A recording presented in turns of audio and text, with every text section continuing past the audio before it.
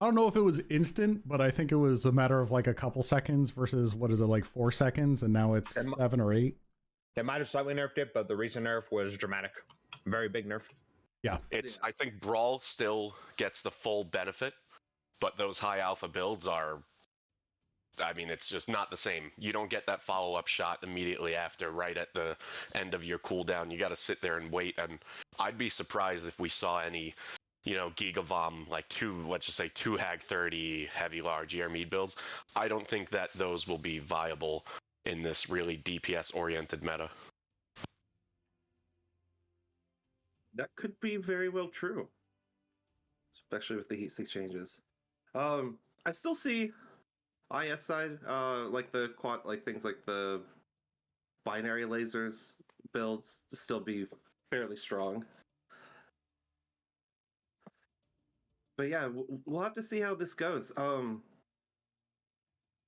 I see both teams are here. You don't see both teams here. Both teams are in the server. I'm trying to figure out who on 5J I need to invite here so we can get our map ban going, which should happen any second now. But, last minute scrims and whatnot, probably delayed by recent glitches.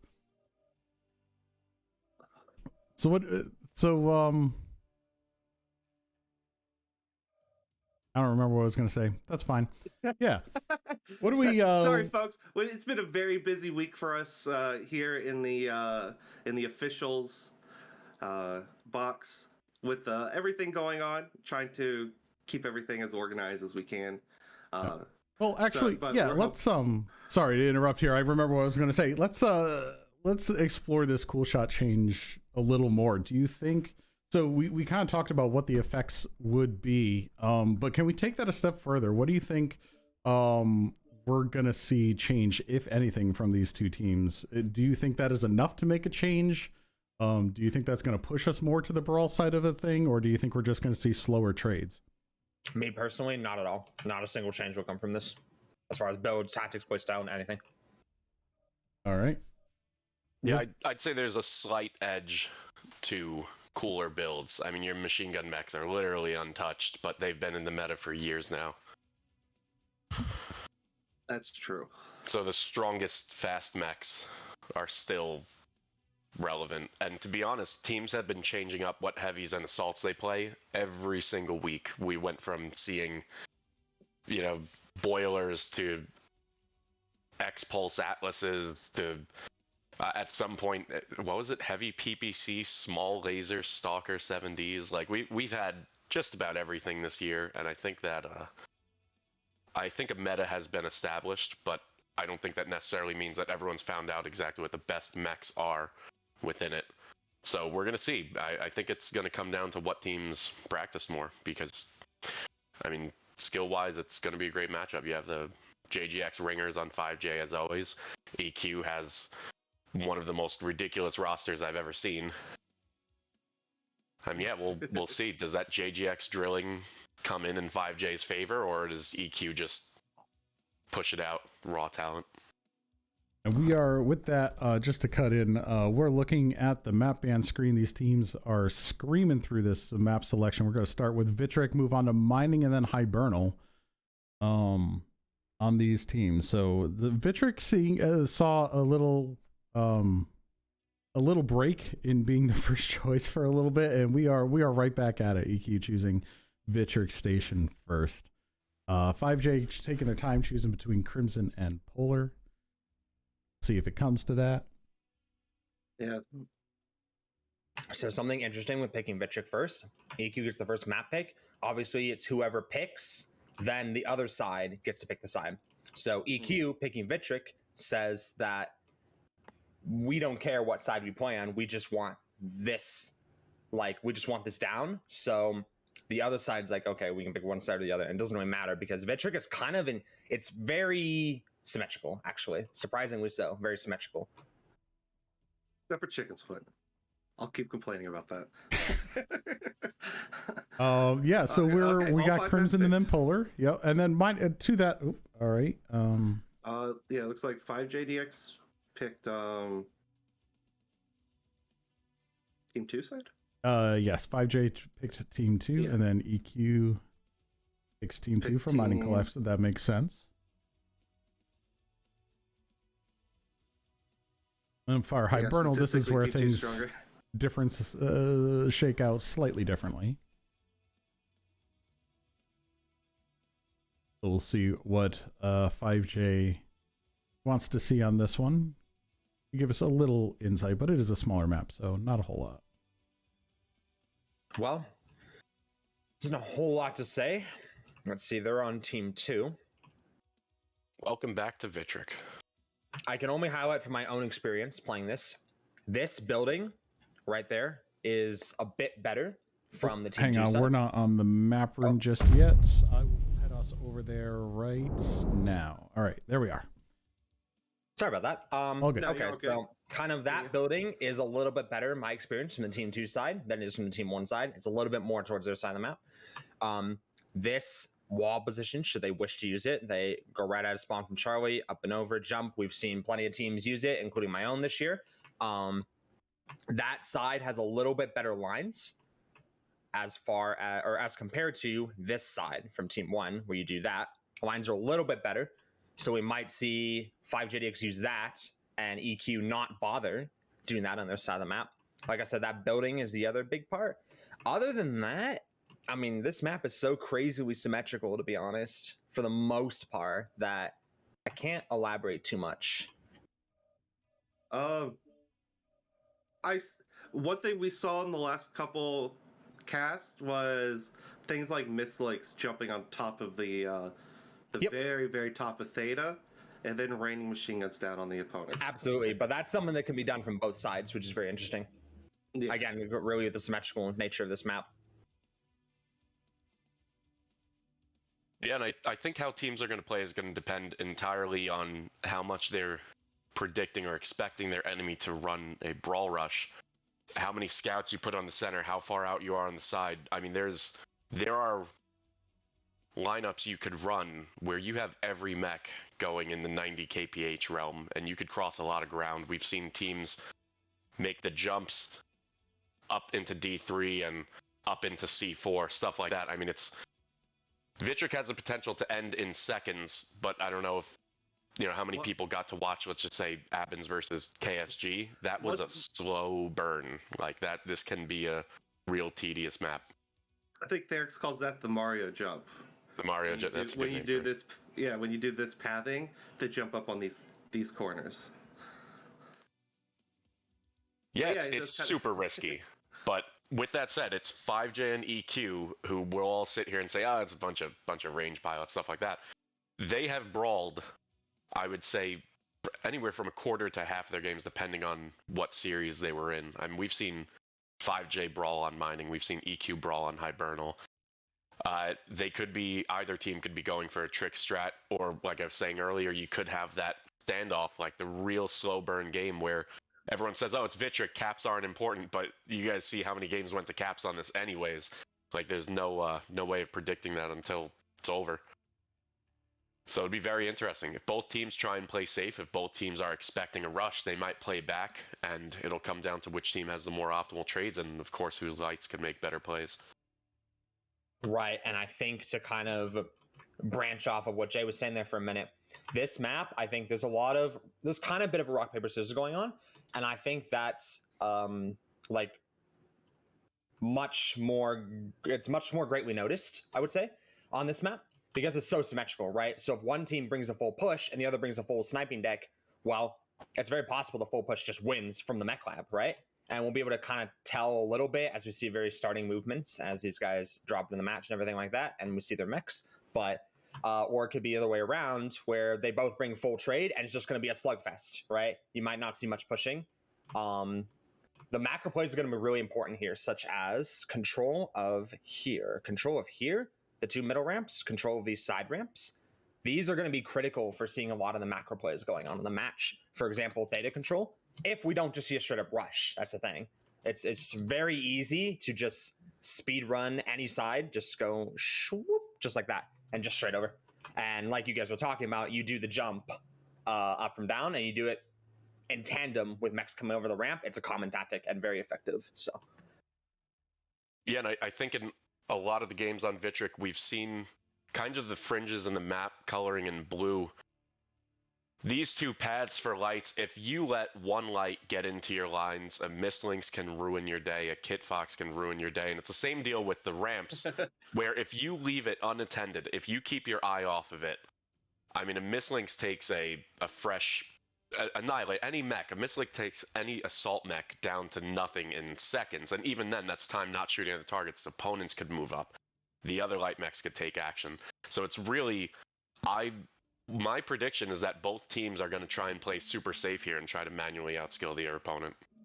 I don't see, if I'm either of them, I don't see any other way. It would be, for the first drop of the night, for either team to brawl rush would be nuts. It would be super cool, but I think it would be nuts. This is the grand finals. Yeah.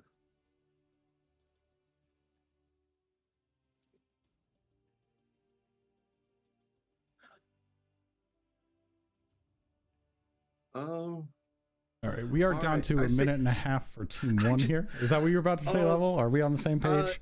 No, I was just reading the in-game chat. I want to swatch it back over so the viewers can look at it. I see a bunch of RNGs take the wheel. Yeah, that's kind of where we're at today. Right, Team 1 locks. I'm gonna start the timer for Team 2. And you know, speaking about those glitches, we're gonna go until what did we decide, about 20 minutes? We'll see. Between matches, if it comes to that. I don't think it's gonna. I don't think we're gonna hit that. It should be relatively smooth given the glitches, because as long as no one unreadies, we don't get mech locks and we can just push the button again. So we should be good going through. I don't expect any real hiccups for this stream, but if there is, bear with us, folks. There might be on my end. I got two cats staring at me right now, and they want to jump on my desk and said, "No, bad kitty, a bad Mr. Kitty." Yeah, that's a heck of a name there, Level.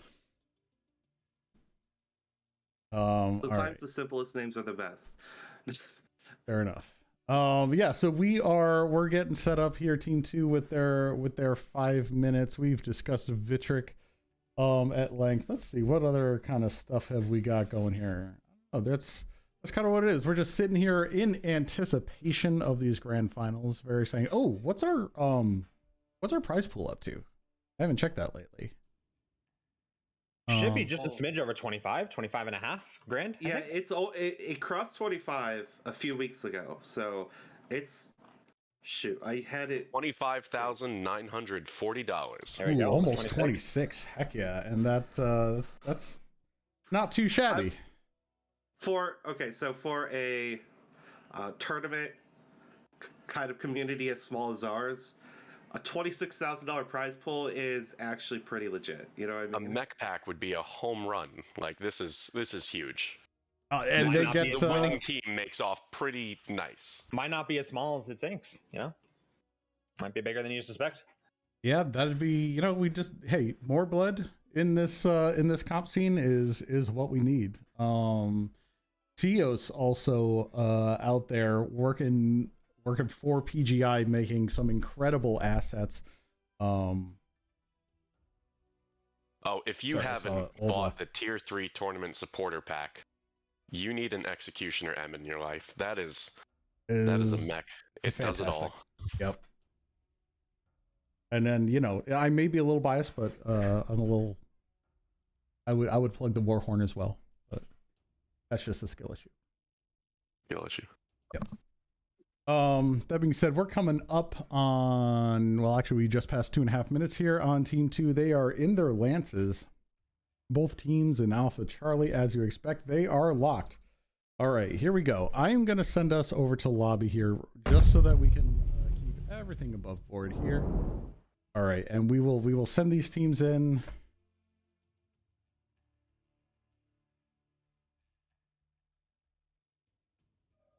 And we click the button. We pray to RNGesus. Looks good. All right, we are in for our first match. Head us over to the match screen as we get this going.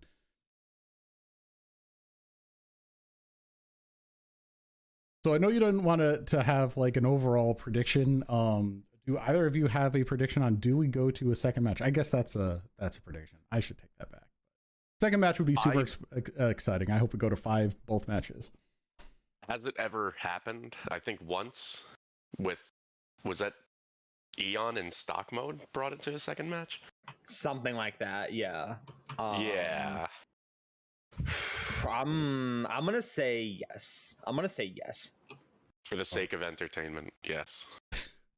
Please. I am always on the side of entertainment. Here's, in case anyone's tuning in and hasn't been listening to the level casts, this is the chicken foot. You look at it from a certain point of view, kind of looks like a chicken foot. This has been your map education as we wait for someone to connect. Now, here's a potential issue. Oh, here we go. We are in. Oh. All right. So we've got Ghosty and an N7 Charger. I'm on the wrong side of the map here, so I'm going to go to the Equilibrium side here. Ghosty in the Charger N7. We got a Stalker 7D Nova Hatamoto 27W on that. Looks like that's got some pulse. Let's take a look here. Large X pulse and AC2s on that Hatamoto, going for that range. Looking at a lot of X pulse here. So we're going to see probably a bit of a receive. Here's something interesting. We've got a significant amount of assets going low ground, not even taking the high ground at first. But I'll send us over to the 5J loadout. Real quick, that is a jumping champion, just to be clear. Yes. So they have a high alpha Hellbringer, 2 heavy larges, ER Meads, Viper and Marauder. What you expect from those builds? Definitely close range brawlers. Double checking this Shadowcat. Right. It is ER Meads, heavy larges also. Then they just got some basic ass traders. The Jiffy Special Night Gear, 3 AC5s, a Peep, Django Crusader. I think that's ER Peeps. So we've got 3 mechs under Brower right now. Sorry, 4 mechs under Brower. I don't think he's seen them. EQ goes over the top, but Salt catching it. They're yellowing. No, they're not yellowing. Hang on. We've got half the team here now in close range here. Django pulling back in the Crusader, and they are going after Jiffy's Night Gear, maybe? Farmed in the back. He's going to get picked off. Jiffy Grolsch just pulling back as far as they can, buying time. Brower in the Shadowcat, he's about to pop. Django does go down. I'm trying to get an angle in over here. The Executioner is fighting Ghosty and Chicken. Executioner goes down. Yep, Nine Deer in a little bit of trouble here. No, not Nine Deer. That was Cougar. That was in trouble there. Sorry. Yeah, Cougar is just dancing. He just danced through 4 mechs to get back to his team. And is only at 19% down. Grolsch go down. This is going well for EQ here. It is currently 4-2. They are pulling this brawl out. They were able to get in there very quickly. There goes Jiffy down the Night Gear. The Cougar and the Viper finally going down. They Mario jumped. Yeah, they did the Mario jump. They absolutely did. And yeah, take a look at how that was done, because that timing was perfect. Their oh god, that was their middle group went over. Assaults coming over the top, and that line of mechs was underneath of my field of view. I wonder if I can get Bacon Lord's point of view here. Let's see here. There we go. A little late.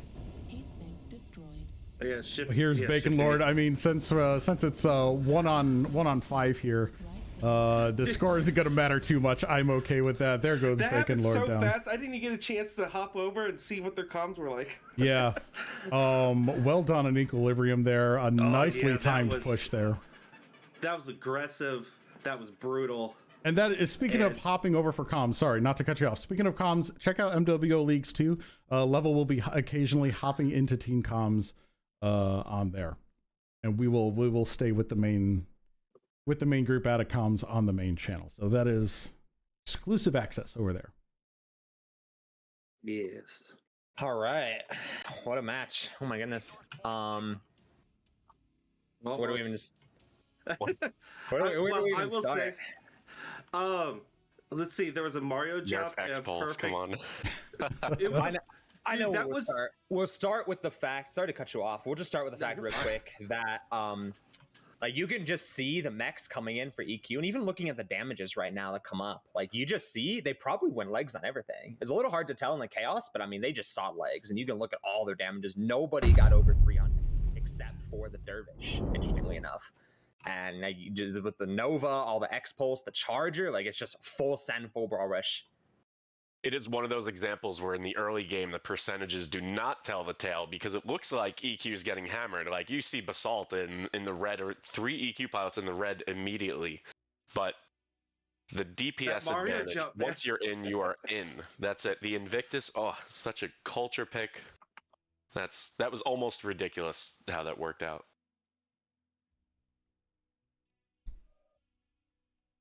All right, I am going to be a little walking on eggshells here. We have a side swap that's going to happen. So, okay. Everyone seems attached to the server now. Okay, swapping sides, and we're going to move on. I'll send you guys over to the map map room in case there's interesting there. Definitely. So there's a couple things we can talk about, like macro things that happened during that match that we even got to see very well in the cast. So 5JDX, I believe they were positioning mechs. They had quite a few things toward Theta. So they had a Shadowcat going towards Theta. They had a Piranha. They had a Hunchback 2C. They were very aggressively looking to play a control game, from what I could tell. And it almost seems like they got baited by Equilibrium, because they sent a light to Theta too, Equilibrium did. And so they kind of had elements there to try and get damage on it with the Hunchback, the Shadowcat, etc. But interestingly, the Shadowcat, this was very visible during the cast too.